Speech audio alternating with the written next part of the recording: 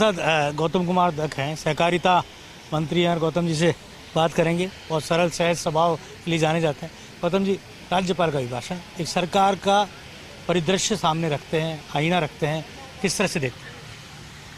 निश्चित रूप से हमारी सरकार ने जो एक साल में काम किए हैं, आदरणीय राज्यपाल महोदय जी ने उस एक साल के कामों को सदन के पटल पे रखा और निश्चित रूप से किसानों के लिए जो काम किया है, आपने देखा होगा किसान सम्मान निधि के रूप में, गोपालन कार्ड के रूप में, आपने सड़कों के क्षेत्र में जिस प्रकार से काम किया है, पानी के लिए ERCP योजना जो एक महती योजना है राजस्थान के लिए, उसको भी राजस्थान में लेकर के आए। वो उसका MOU हुआ, प्रधानमंत्री जी भी हमारे बीच में आए, राइजिंग राजस्थान हुआ, लाखों करोड़ के जो है MOUs होकर के आज राजस्थान आगे बढ़ने की दिशा में है।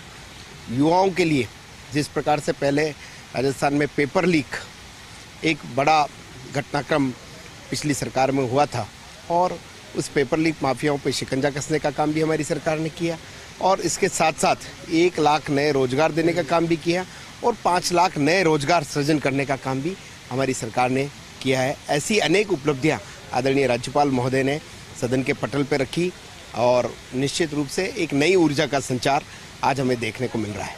बिना किसी व्यवधान के आज राज्यपाल का अभिभाषण हुआ। कुछ एक आध बार जरूर हंगामा हुआ थोड़ी बहुत देर के लिए, लेकिन राज्यपाल का अभिभाषण बहुत ही सकारात्मक ढंग से विपक्ष ने भी उसको सुना। पिछली सरकार में जिस तरह से भ्रष्टाचार हावी था, जिस तरह से जो है घोटालेबाज हावी थे, इस एक साल में एक भी कोई ऐसी बात सरकार की निकल के नहीं आती है और सारे जो बजट की बात थी, जो इस विपक्ष को ऐसा लग रहा था कि बजट तो धरातल पे आएगा नहीं, उनकी सरकार में 4.5 साल तक कुछ हुआ नहीं और हमारी सरकार एक साल में जिस प्रकार से बजट रखती है, बजट के चौथे दिन सभी प्रभारी मंत्रियों को क्षेत्र में भेजती है, उसको धरातल पे लाने का काम करती है। आप देखते हैं सारे भू आवंटन हो चुके हैं, टेंडर हो चुके हैं, कुछ काम तो पूरे भी हो चुके हैं, ऐसा भी राज्यपाल महोदय ने बताया।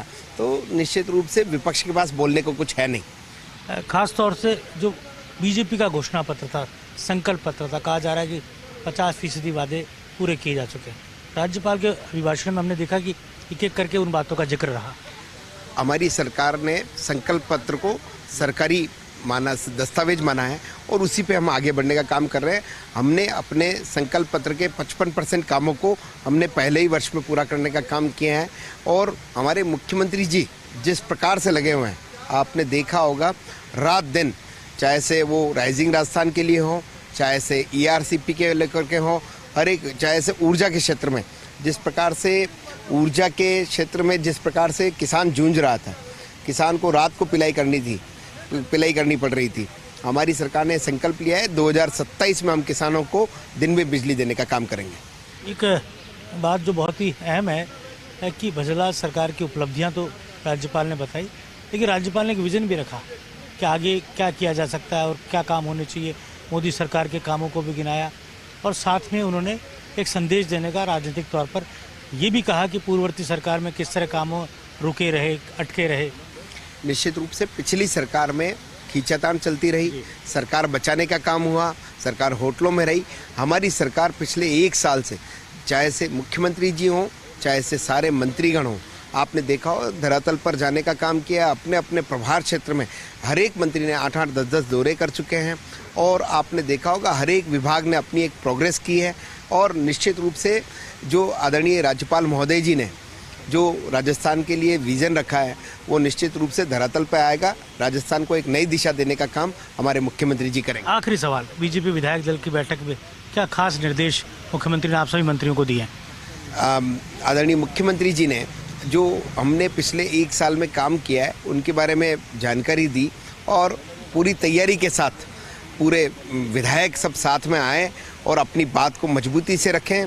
हम कहीं कमज़ोर नहीं हैं, हम मजबूती के साथ, और पिछली सरकार में जिस प्रकार से काम हुए थे, घोटाले हुए थे, उनको भी कैसे हम बाहर ला सकते हैं, कैसे हम उनको पर कार्रवाई कर सकते हैं, इन सब पे चर्चा हुई थी। बहुत बहुत धन्यवाद। विधानसभा का सत्र, जो बजट सत्र कहा जा रहा है, लगातार जारी है। लगातार हम एक एक पल की रिपोर्ट भी हम बता रहे हैं। फिलहाल लेते हैं छोटा सा ब्रेक। ब्रेक के बाद फिर से हाजिर होंगे और फिर से विधानसभा के अपडेट को आपके सामने रखेंगे।